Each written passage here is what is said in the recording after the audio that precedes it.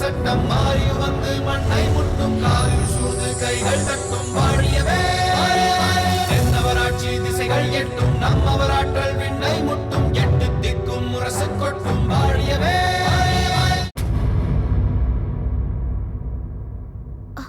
இவரை பார்த்தால் அன்று தாமரை குளக்கரையில் தாங்கள் நீராடும் பொழுது முதலையிடமிருந்து தங்களை காப்பாற்றியவர் போல் தெரிகிறது. அதனால் என்ன? ஆயுதம் ஏந்தும் கரத்தில் மூலிகையை ஏந்த கூடாதா என்ன? தாராளமாக ஏந்தலாம். ஆனால் இவர் வைத்தியம் பார்க்க வந்திருப்பது தங்களுக்கா தங்களது அந்நியருக்கா? அதுதான் எங்களுக்கு சந்தேகமாக இருக்கிறது. என்ன துணிச்சல் உங்களுக்கு? என்று மன்னரிடம் சொல்லி என் பணிப்பெண்களை மாற்றிவிடுங்கள் என்று கூறுகிறேன். வேண்டாம் வேண்டாம் அம்மா, வேண்டாம். இனி நாங்களும் காது கேட்காத வாய் பேசாத ஊமையாகவே இருந்து விடுகிறோம். நீங்கள் இருவரும் வெளியில் சென்று வாசலில் நில்லுங்கள்.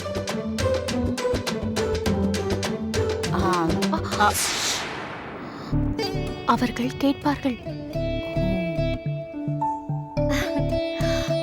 என் தொழில்களை பற்றி கவலைப்படாதீர்கள். என்னிடம் உள்ள உரிமையால் ஏதேதோ பேசுகிறார்கள். ஆரண்யத்தின் நடுவே அனாதை போல் வாழ்ந்து கொண்டிருக்கும் எனக்கு அவர்களோடு இப்படி சிறிது விளையாடிக் கொண்டிருப்பது ஒன்றுதானே எனக்கு பொழுதுபோக்கு.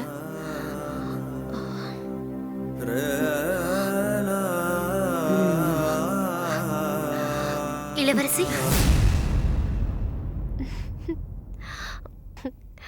நீ செல். தங்களுக்காகத்தான். நாங்கள் அரண்மனையில் வாழ்ந்த காலத்தில் தங்களை சந்தித்திருந்தால் தங்களை தங்க வைக்கும் விருந்தினர் மாளிகையே ஒரு அரண்மனையைப் போல் இருந்திருக்கும். ஆனால் இங்கு மர வீட்டில் சிறு அறையை தான் தங்களுக்கு தர முடிந்தது. மிகுந்த சுவையோடு சமைத்த உணவு வகைகளை போதும் போதும் என்று சொல்லும் அளவிற்கு இலையில் கொட்டி கொடுத்திருக்க முடியும். ஆனால் இன்று இப்படி சில கனிகளைத்தான் தர முடிந்தது.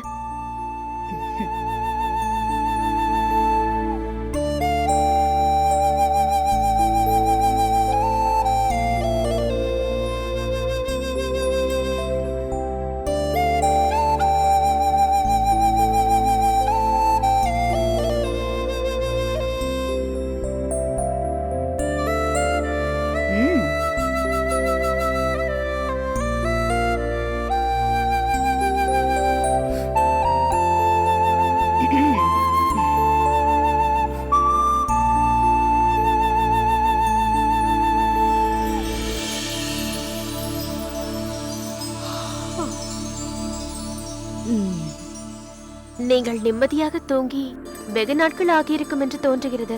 இப்பொழுதாவது இங்கு படுத்து நிம்மதியாக உறங்குங்கள். நான் பிறகு வருகிறேன்.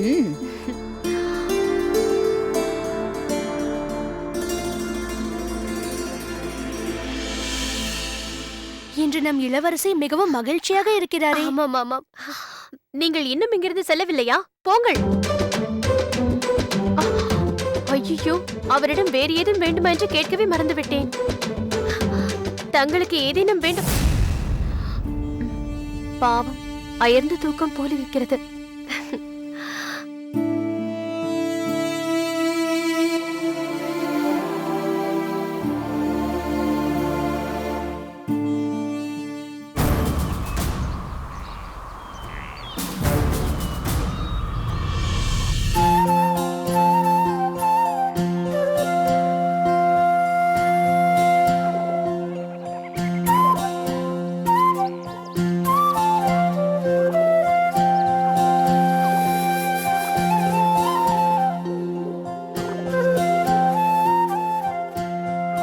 வணக்கம். தாங்களா? தாங்கள் எனக்கு வணக்கம் வைப்பதா? அண்ணியாரே, தாங்கள் என்னிடம் ஏதோ சொல்ல விரும்புவது போல் தோன்றுகிறது. அதே சமயத்தில் சொல்லலாமா சொல்ல வேண்டாமா என்று யோசித்துக் கொண்டிருக்கிறீர்கள். அண்ணியாரே, அப்படித்தானே? ஆமாம் ஆமாம். எவ்வளவு கூரிய மதிநுட்பம் உனக்கு! என் சகோதரனின் சீரிய ஆட்சிக்கு இதுவும் ஒரு காரணம். அப்படியெல்லாம் ஏதும் இல்லை. பெரும்பான்மையான நிகழ்வுகளை அவரேதான் தீர்மானித்து நடத்துகிறார். ஒரு சில விஷயங்களை மட்டும்தான் என்னோடு விவாதிப்பார். அந்த நேரங்களில் நீங்கள் கூறும் கருத்துக்களை அவர் ஏற்றுக்கொள்வார் அல்லவா? ஏற்றுக்கொள்வார். ஆனால் அதை ஏற்றுக்கொண்டாரா இல்லையா என்பது அது நடக்கும் பொழுதுதான் தெரியும். சில நேரங்களில் என் கருத்துப்படியும் நடக்கும், பல நேரங்களில் அவர் விருப்பப்படிதான் நடக்கும். அண்ணியாரே, இப்போது எதற்காக இதை பற்றி கேட்கிறீர்கள்? சொல்கிறேன். இருங்கோவேலிடம் சிறைப்பட்டிருக்கும் செழியனை மீட்டுக் கொண்டு வருவதற்காக இங்கிருந்து ஒரு படையை அனுப்புவதென்று அவையில் தீர்மானித்திருக்கிறார்கள். அது உங்களுக்கு தெரியும் அல்லவா? நன்றாகவே தெரியும். மன்னரே அதை பற்றி சொன்னார். அந்த படைக்கு தலைமை தாங்கி செல்ல வேண்டியவர் யார் என்று இன்னும் தீர்மானிக்கப்படவில்லை, இல்லையா? ஆமாம். என் மகன் மகேந்திரனிடம் மன்னர் இதுவரை எந்த பொறுப்பையும் தந்ததில்லை. இப்படி ஒரு சந்தர்ப்பத்தில் அவனுக்கும் ஒரு வாய்ப்பு கொடுத்தால்தானே அவன் திறமையை வெளிப்படுத்த முடியும். அதனால் நீங்கள்தான் மன்னரிடம் பேசி இதற்கு அனுமதி வாங்க வேண்டும். அண்ணியாரே, தங்களுக்கு தெரியாதது எதுவும் இல்லை. படையெடுப்புக்கு தலைமை ஏற்பது என்பது மிக முக்கியமான பொறுப்பு. அதில் நான் தலையிட்டு கருத்து கூறுவதை அவர் எந்த அளவிற்கு ஏற்றுக்கொள்வார் என்பது சொல்ல முடியாது. இருப்பினும் தங்கள் பொருட்டு நான் அவரிடம் பேசி பார்க்கிறேன். இருந்தாலும் இதை பற்றி இறுதியாக தீர்மானிக்க வேண்டியவர் மாமன்னர் தான். எதை பற்றி நான் தீர்மானிக்க வேண்டும்? என்ன பஞ்சவன்மா தேவி, அக்கையார் என்ன சொல்கிறார்? செழியனை மீட்டு வரும் படைக்கு மகேந்திரனை படைத்தலைவனாக அனுப்பி வைக்கலாம் அல்லவா? என்ன, மகேந்திரனையா? என்ன யோசிக்கிறாய்? இல்லை, ஒரு படைக்கு தலைமை தாங்கும் அளவிற்கு அவனுக்கு பொறுப்பு இருக்கிறதா என்றுதான் யோசிக்கிறேன். அவனுடைய வீரத்தை பற்றி உனக்கு சந்தேகமா? நீ யாரிடம் ஆயுத பயிற்சி பெற்றாயோ அவருக்கு அவன் மகன். சின்னஞ்சிறு வயது முதல் தன் தந்தையாரிடம் பயிற்சி பெற்றவன். இருக்கலாம், ஆனால் அவனுக்கு பொறுப்பென்பது சிறிதளவு கூட இல்லை. வில்லையும் அம்பையும் ஏந்த வேண்டிய கரங்களில் மதுக்கிண்ணத்தை அல்லவா அவன் ஏந்திக் கொண்டிருக்கிறான். எந்தெந்த ஆயுதங்களை எப்படி பயன்படுத்த வேண்டும் என்பதை விட என்னென்ன மதுபானங்களை எப்படியெல்லாம் கலந்து குடிக்கலாம் என்று ஆராய்ச்சி செய்து கொண்டிருக்கிறான். நீ சொல்வதெல்லாம் உண்மைதான் பெருவழுதி. இருந்தாலும் அதையே நினைத்துக் கொண்டு அப்படியே விட்டுவிட்டால் அவன் எதற்குமே பயனற்றவனாகி விடுவானே. இப்படி ஒரு பொறுப்பை தந்தால்தானே தன் தகுதியை வெளிப்படுத்துவதற்கான வாய்ப்பு அவனுக்கு கிடைக்கும். இது செழியனை உயிரோடு மீட்க வேண்டிய முக்கியமான பணி. மிகவும் சாமர்த்தியமாக செயல்பட்டு பகைவனிடமிருந்து ஒருவனை காப்பாற்ற வேண்டிய பணி. இவ்வளவு முக்கியமான பணிக்காக செல்லும் படைக்கு தலைமை தாங்கும் பொறுப்பை மகேந்திரனுக்கு தர வேண்டும் என்கிறீர்களே. அவனை பற்றி தாங்கள் நன்றாக அறிவீர்கள். அவனுக்கு பொறுப்பென்பது சிறிதளவு கூட கிடையாதே. இப்படி பொறுப்பில்லை பொறுப்பில்லை என்று அவனை நாமே விலக்கி வைத்தால் எப்படி பொறுப்பு வரும்?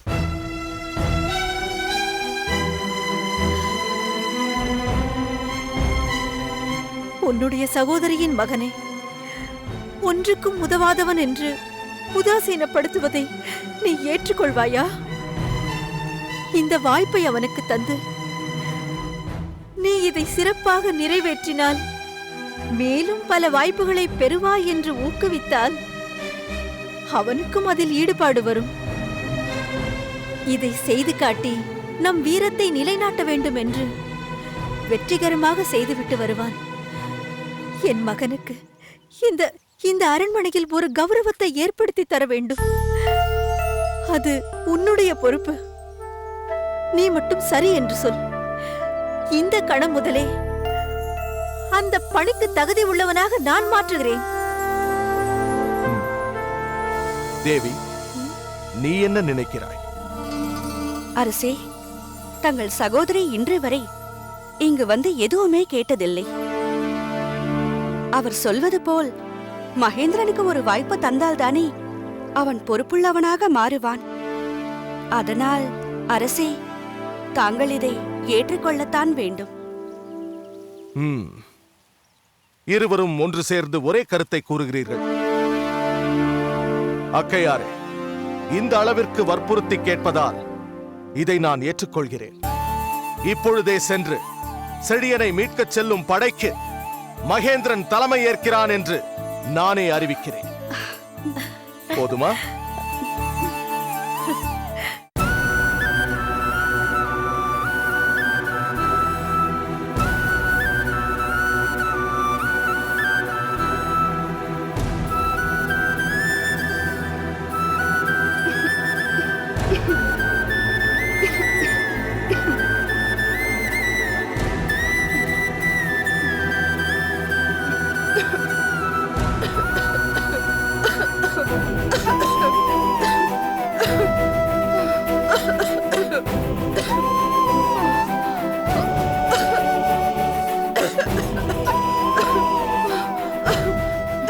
மகாராணி, நீ சென்று மருந்து கொண்டு வா. மகாராணி,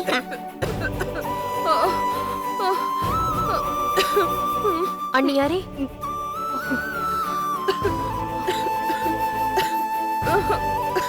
நேசல் நான் பார்த்துக் கொள்கிறேன்.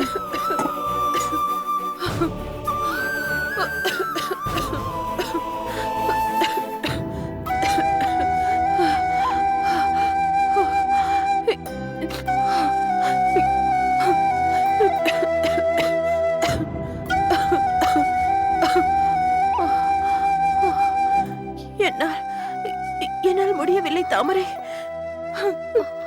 இன்னும் ஏன் தான் நான் உயிரோடு இருந்து கொண்டு உங்களுக்கெல்லாம் பெரும் துன்பம் தருகிறேனோ? சாவும் என்னை கொண்டு போக தாமதிக்கிறது. அப்படியெல்லாம் சொல்லாதீர்கள் அண்ணி. நீங்கள் சாக மாட்டீர்கள். சாக கூடாது. சாகவும் விட மாட்டேன்.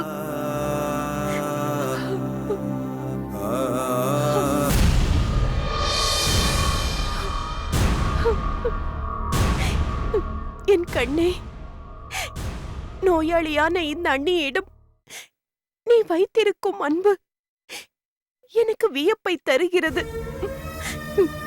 நான் உயிரோடு இருந்து என்ன செய்ய போகிறேன்? உங்களுக்கெல்லாம்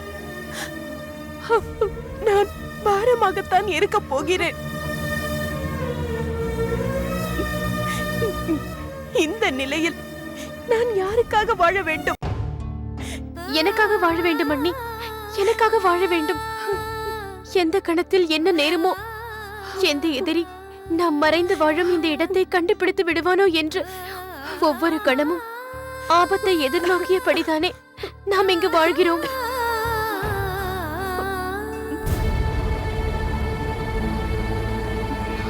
அண்ணனோ கரிகாலரை பழிவாங்கியே தீர்வேன் என வெறி கொண்டவராக திரிகிறார். எங்கெங்கோ சென்று ஏதேதோ செய்து கொண்டு படை திரட்டும் பணியில் ஈடுபட்டிருக்கிறார். நம்மை பற்றியெல்லாம் நினைக்க கூட அவருக்கு நேரமில்லை.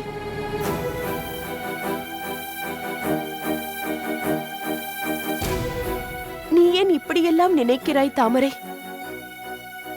தன்னோட பிறந்த ஒரே ஒரு உடன்பிறப்பு என்று உன் மீது அவர் கொண்டிருக்கும் பாசத்தை நான் நன்றாக அறிவேன். இவ்வளவு கடுமையான சூழ்நிலையிலும் அவர் என்னை தேடி வந்து எந்த அளவுக்கு ஆறுதல் கூறுகிறார் தெரியுமா? அது மட்டுமல்ல, தாமரைக்கு தகுந்த மாப்பிள்ளையை தேடி பிடித்து வந்து திருமணம் செய்ய வேண்டும் என்று எவ்வளவு ஆர்வத்தோடு பேசுகிறார் தெரியுமா? இல்லை என்று நான் சொல்லவில்லையே அண்ணி. எனக்கும் அதெல்லாம் தெரியும். ஆனால் வலிமை வாய்ந்த ஒருவனை பகைத்துக் கொண்டு ஏன் பயந்து பயந்து மறைந்து மறைந்து வாழ வேண்டும்? அதைத்தான் நான் கேட்கிறேன். இதனால் யாருக்கு என்ன பயன்? தாயாதி முறையில் கரிகாலரோடு உறவு கொண்டவர்தானே அண்ணன். அந்த உறவு கரத்தை நீட்டினால் நமது உரிமையை பெற்று அமைதியாக வாழலாமே. எவ்வளவு எளிதாக சொல்லிவிட்டாய் அம்மா. நீ அப்பொழுது சின்னஞ்சிறு பெண். அதனால்தான் அவருக்கு ஏற்பட்ட அவமானத்தை நீ அறியாமல் இருக்கிறாய்.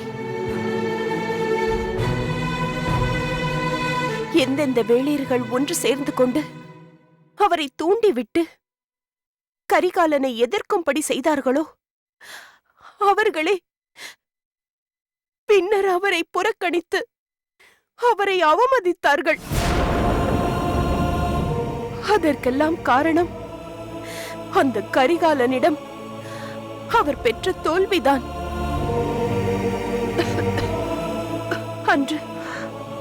அன்று அவர் மனதில் ஏற்பட்ட வஞ்சம் இன்று வரை மாறவில்லை. இனியும் அது மாறாது. நம்மால் அவருக்கு எதுவும் செய்ய முடியாது என்றாலும் அவர் செயல்களுக்கு எதிர்கருத்துக்கள் சொல்லாமல் இருந்தால் அதுவே போதும்.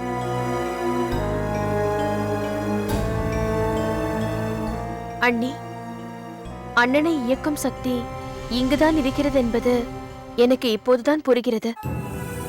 இனி இது போன்ற முரண்பட்ட கருத்துக்களை பேச மாட்டேன். வாழ்க மகாராணி, வாழ்க இளவரசி. என்ன செய்தி? செழியனை அடைத்து வைத்திருக்கும் சிறையை ஒரு முறை திறந்து பார்க்க வேண்டும் மகாராணி. ஏன்? எதற்காக? அந்த சிறையிலிருந்து சத்தமே வரவில்லை. ஒருவேளை அவன் இறந்து விட்டானோ என்று சந்தேகமாக இருக்கிறது. போனால் போகட்டுமே, அதை பற்றி நமக்கென்ன? இல்லை மகாராணி, அவன் சாகாமல் இருப்பதுதான் நல்லது.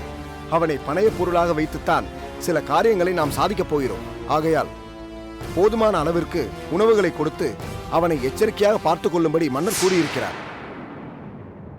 இப்போது என்ன செய்ய வேண்டும் என்கிறாய்? ஒருமுறை அந்த சிறையை திறந்து பார்க்க அனுமதி வேண்டும். அதை திறக்கும் திறவுகோல் தங்களிடம்தான் உள்ளது. அரசர் இல்லாத நேரத்தில் அதை திறப்பதென்றால்? நீங்கள் செல்லுங்கள். உத்தரவு.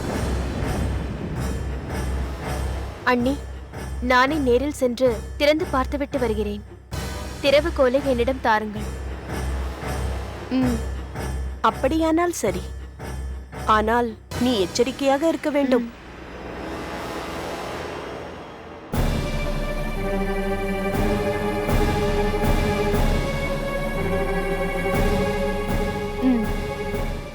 ஜாக்கிரதை. நான் பார்த்துக் கொள்கிறேன்.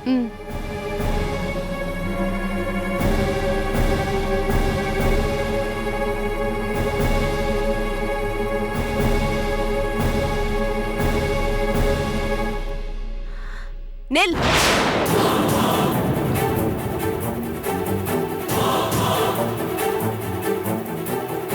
வாருங்கள். தாமரை, நீ வைத்தியரை பற்றி சொன்னபோது குறைந்தபட்சம் நடுத்தர வயது கொண்டவராகத்தான் இருக்க வேண்டும் என்று நினைத்தேன். தடுங்கள். அடுத்த கணமே இதை உள்நோக்கி செலுத்தி தூக்க இது உங்கள் வசம்.